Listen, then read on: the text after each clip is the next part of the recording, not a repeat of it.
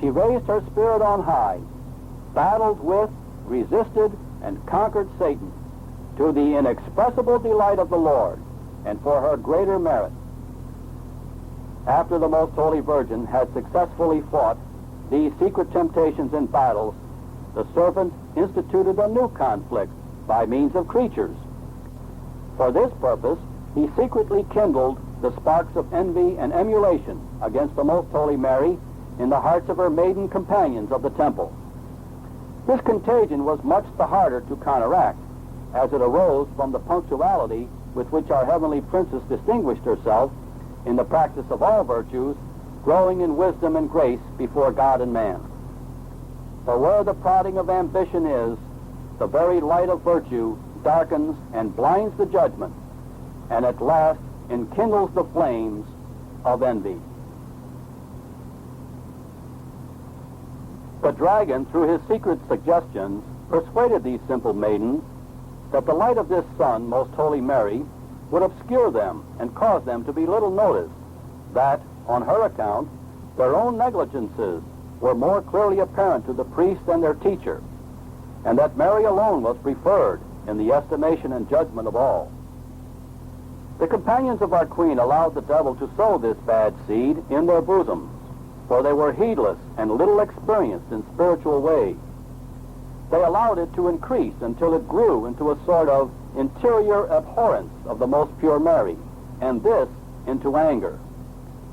Filled with this danger, they began to look upon and treat her with hatred, not being able to endure the modesty of that most innocent dove. For the dragon had incited them, and had already imbued the incautious girls with some of his own wrath. The temptation continuing, its effects became manifest, and the temple maidens began to plot among themselves, ignorant of the spirit that moved them. They agreed among themselves to molest and persecute the unknown princess of the world until she should be forced to leave the temple. Accordingly, they called her aside and spoke to her very sharp words, treating her at the same time very haughtily. They called her a hypocrite and reproached her with scheming to obtain the favor of the priest and of their teacher, while seeking to discredit all the other girls by her complaints and her exaggerations of their faults, whereas she was the most useless of them all, and therefore deserved their hatred as an enemy. These and many other accusations the most prudent virgin bore without disturbance and with uniform humility. She answered, "My friends and my mistresses, you are right, no doubt, in saying that I am the least and the most imperfect among you. But then you, my sisters, being better informed, must pardon me my faults and must teach me in my ignorance. Direct me, therefore, that I may succeed in doing better and act according to your pleasure. I beseech you, my friends, not to deny me your good will, which, though I am so imperfect, I sincerely wish to merit. For I love you and reverence you as a servant, and I will obey you in all things in which you desire to make a trial of my good will. Command me, then, and tell me what you wish of me." These humble and sweet reasonings of the most humble Mary did not soften the hardened hearts of her associates and companions, for they were infected by the poisonous fury of the dragon against her. Precisely on account of her sweet humility, he became so much the more infuriated, and thus turned this sweet antidote against the poisonous bite into a means of inflaming them with open wrath against her, who was the great sign in heaven. For many days this persecution continued, during which the heavenly lady sought in vain to appease the hate of her companions by her humility, patience, modesty, and tolerance. On the contrary, the demon was emboldened to inspire them with many thoughts, full of temerity, urging them to lay violent hands on the most humble Lamb and maltreat her, even so far as to take away her life. But the Lord did not permit the execution of such sacrilegious suggestions, and the farthest which they were allowed to proceed was to insult her by words or to inflict some blows. This quarreling remained concealed from the teacher of the maidens and from the priest, and during this time Most Holy Mary gained incomparable merits in the sight of the Almighty, because she took occasion to exercise all the virtues, as well in regard to God as also in regard to the creatures, which were persecuting and hating her. She performed heroic acts of charity and humility, yielding good for evil, blessings for curses, prayers for blasphemy, fulfilling in all things the most perfect and the highest requirements of the divine law. Before the Lord she exercised the most exalted virtues by praying for his creatures who were persecuting her. And she excited the admiration of the angels by humiliating herself as if she were the vilest of mortals, deservedly treated in that way. In all these things she surpassed the conceptions of men and the highest merits of the seraphim. It happened one day that, impelled by the diabolical suggestions, these girls brought Mary to a retired room where they could act with more safety. Here they began to heap unmeasured injuries and insults upon her in order to excite her to weakness or anger and to entrap her in perturbable modesty into some hasty action. But as the queen of virtues could not even for a moment be subject to vice, she showed herself immovable, and she answered them with great kindness and sweetness. Being enraged beyond bounds on account of not succeeding in their purpose, her companions raised their voices in discordant strife, so that they were heard in the temple, and by such unwonted noise caused great astonishment and confusion. The priest and the teacher hastened to the place where the noise proceeded, and the Lord permitted a new humiliation of his spouse, for they asked with severity what was the cause of this strife. While the most meek dove remained silent, the other maidens angrily answered and said, "Mary of Nazareth brings us all into strife and quarreling by her horrid conduct, for in your absence she irritates and provokes us in such a manner that if she does not leave the temple, it will be impossible to keep any peace with her. When we allow her her own way, she becomes overbearing. If we reprehend her, she makes fun of all of us by prostrating herself at our feet with feigned humility, and afterwards she quarrels anew and throws all into uproar." The priest and the instructress brought the mistress of the world into another room, and there they severely reprehended her, giving full credit at that time to all the accusations of her companions, and having exhorted her to reform and behave as one living in the house of God, they threatened to expel her from the temple if she would not mend her conduct. This threat was the most severe punishment which they could have given her, even if she had been guilty. So much the more severe was it when she was altogether innocent of any of the faults imputed to her. Whoever will obtain from the Lord some understanding of a part only of the profound humility of the Most Holy Mary will also understand somewhat of the effects of these mysteries in her most innocent heart, for she judged herself to be the most vile of the woman-born, the most unworthy to live among them, and to burden the earth with her presence.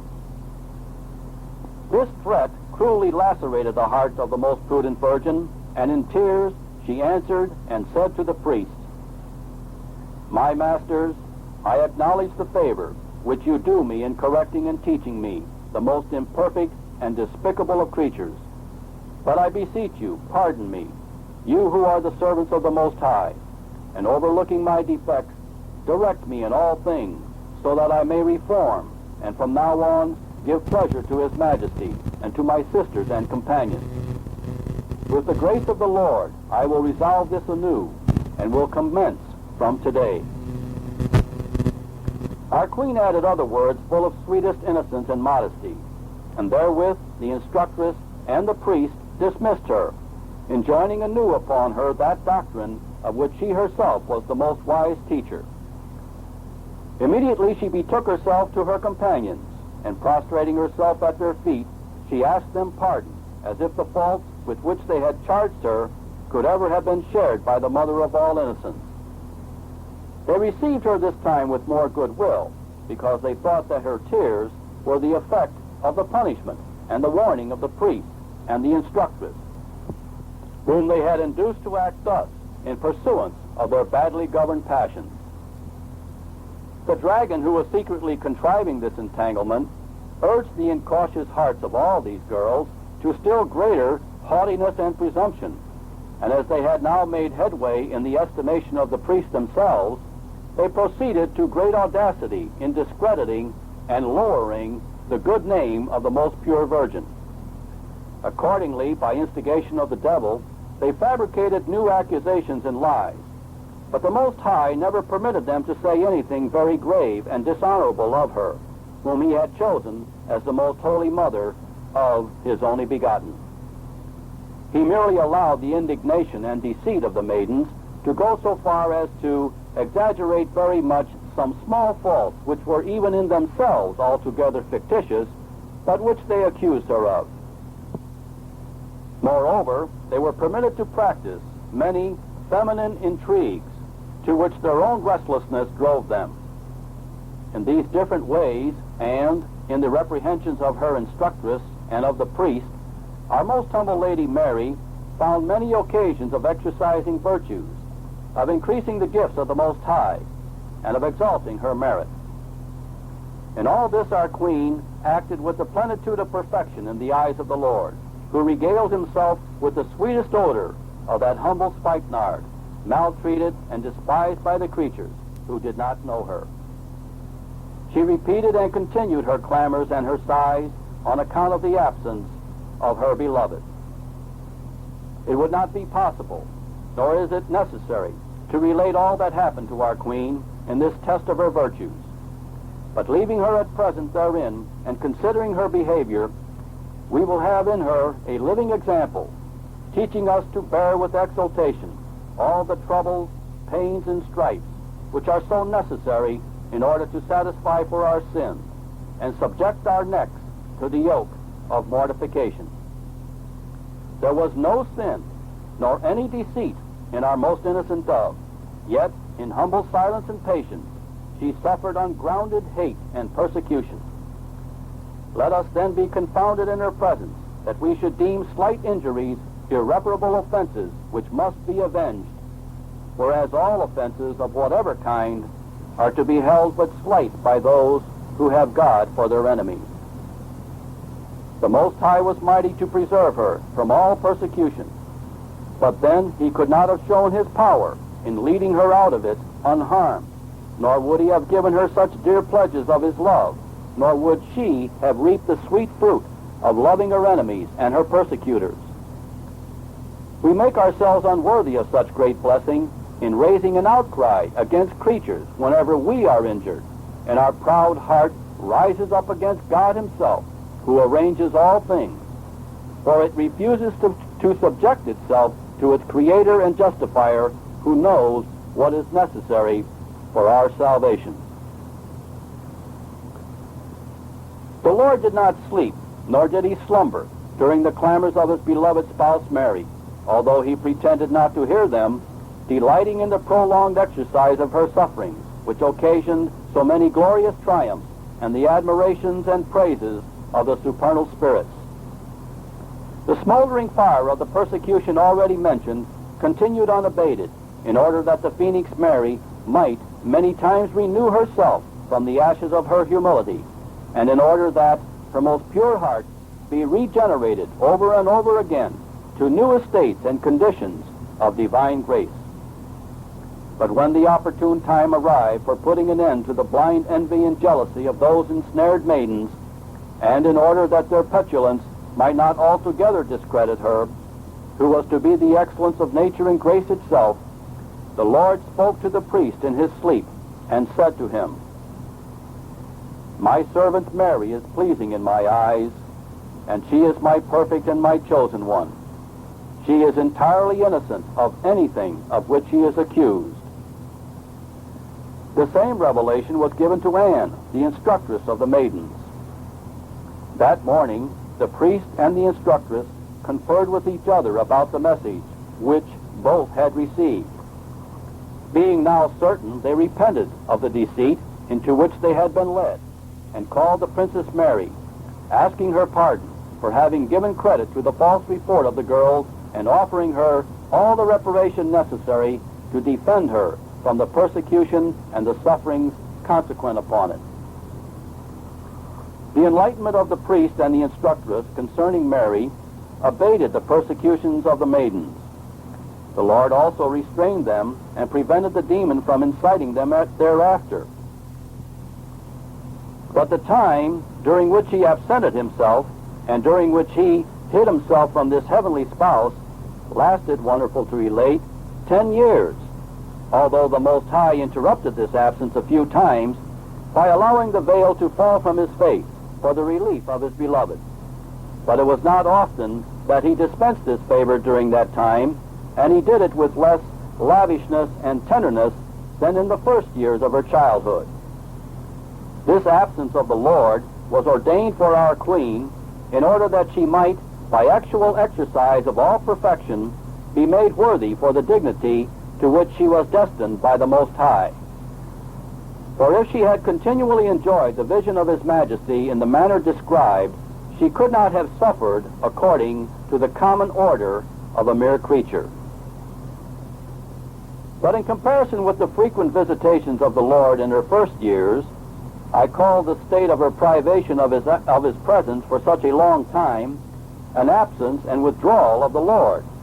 It commenced 8 days before the death of her father, St. Joachim, and afterwards the persecution of hell began, followed by the persecutions on the part of creatures.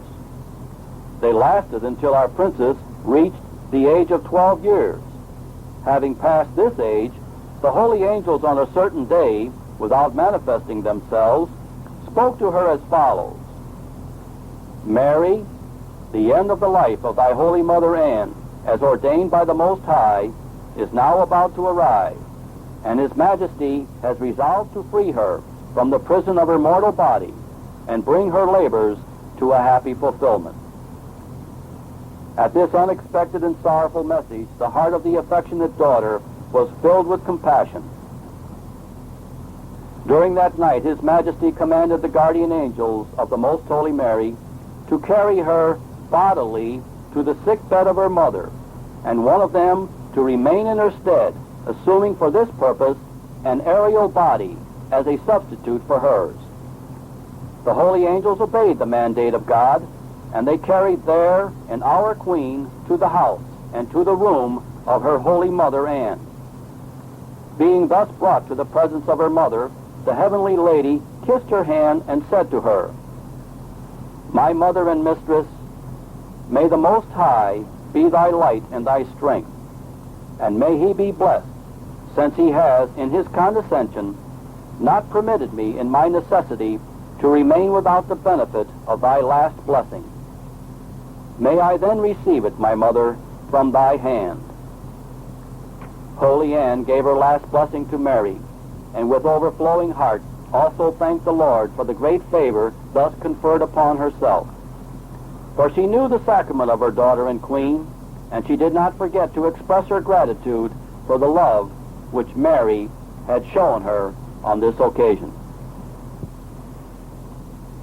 The Blessed Mother, St. Anne, felt the throes of death approaching, and, reclining upon the throne of grace, that is, in the arms of her most holy daughter Mary, she rendered her most pure soul to her Creator. Having closed the eyes of her mother, as St. Anne had requested, and leaving the sacred body in position for burial, the Queen Mary was again taken up by the holy angels and restored to her place in the temple. The Most High did not impede the force of her filial love, which naturally would cause a great and tender sorrow at the death of her mother, and a sense of loneliness at being deprived of her assistance.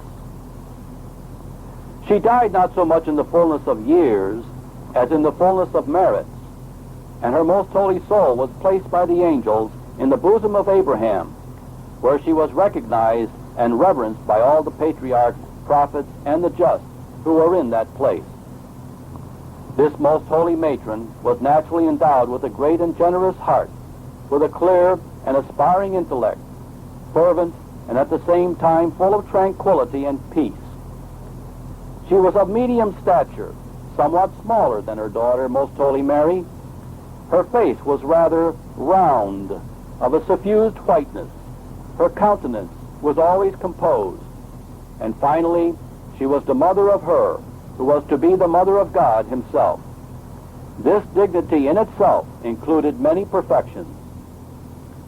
St. Anne lived 56 years, portioned off into the following periods. At the age of 24, she espoused St. Joachim, and she remained without issue for 20 years. Then in the 44th year, she gave birth to the Most Holy Mary, and of the 12 years which she lived during the lifetime of Mary, 3 were passed in her company, and 9 during her absence in the temple, which altogether make 56 years. When her spouse St. Joachim died, she was in the 48th year of her age, and the Most High selected and set her apart from the race of women in order to make her the mother of her who was the superior of all creatures, inferior only to God, and yet his mother. Because of her having such a daughter, and of her being the grandmother of the Word made man, all the nations may call the most fortunate St. Anne blessed. On the day which our Princess Mary completed the 14th year of her life, the men who at that time in the city of Jerusalem were descendants of the tribe of Judah and of the race of David gathered together in the temple. The sovereign lady was also of that lineage. Among the number was Joseph, a native of Nazareth, and then living in Jerusalem, for he was one of the descendants of the royal race of David. He was then 33 years of age, of handsome person and pleasing countenance, but also of incomparable modesty and gravity. Above all, he was the most chaste in thought and conduct, and most saintly in all his inclinations. From his 12th year, he had made and kept the vow of chastity. He was related to the Virgin Mary in the 3rd degree, and was known for the utmost purity of his life, holy and irreprehensible in the eyes of God and of men. All these unmarried men gathered in the temple and prayed to the Lord conjointly with the priest in order to be governed by the Holy Spirit in what they were about to do. The Most High spoke to the heart of the high priest, inspiring him to place into the hands of each one of the young men a dry stick with the command that each ask his majesty with a lively faith to single out the one whom he had chosen as the spouse of Mary. And as the sweet odor of her virtue and nobility, the fame of her beauty, her possessions and her modesty, and her position as being the firstborn in her family was known to all of them, each one coveted the happiness of meriting her as a spouse. Among them all, only the humble and most upright Joseph thought himself unworthy of such a great blessing, and remembering the vow of chastity which he had made, and resolving anew its perpetual observance, he resigned himself to God's will, leaving it all to his disposal, and being filled at the same time with a veneration and esteem greater than that of any of the others for the most noble maiden Mary. While they were thus engaged in prayer, the staff which Joseph held was seen to blossom, and at the same time a dove of purest white and resplendent with admirable light was seen to descend and rest upon the head of the saint, while in the interior of his heart God spoke. Joseph, my servant, acceptable in my eyes, just and most pure in soul and body, and thou shalt do all that she shall say to thee. At this manifestation and token from heaven, the priest declared St. Joseph as the spouse, selected by God himself for the maiden Mary. Calling her forth for her espousal, the chosen one issued forth like the sun, more resplendent than the moon, and she entered into the presence of all with a countenance more beautiful than that of an angel, incomparable in the charm of her beauty, nobility, and grace. And the priest espoused her to the most chaste and holy of men, Saint Joseph. On such heavenly beginnings was founded the home and the marriage life of the Most Holy Mary and Saint Joseph. From the 8th of September, when they were espoused, until the 25th of March following, when the incarnation of the divine Word took place, the two spouses thus live together, being prepared in the meanwhile for the work designated for them by the Most High. This is the end of this tape, and this concludes the childhood of Mary, Mother of God. This program was produced and distributed by Keep the Faith. Don't forget to write for a free catalog of publications, audio cassettes, and our new offering of video cassettes. For a free catalog, write Keep the Faith, 810 Belmont Avenue, Post Office Box 8261, North Haledon, New Jersey.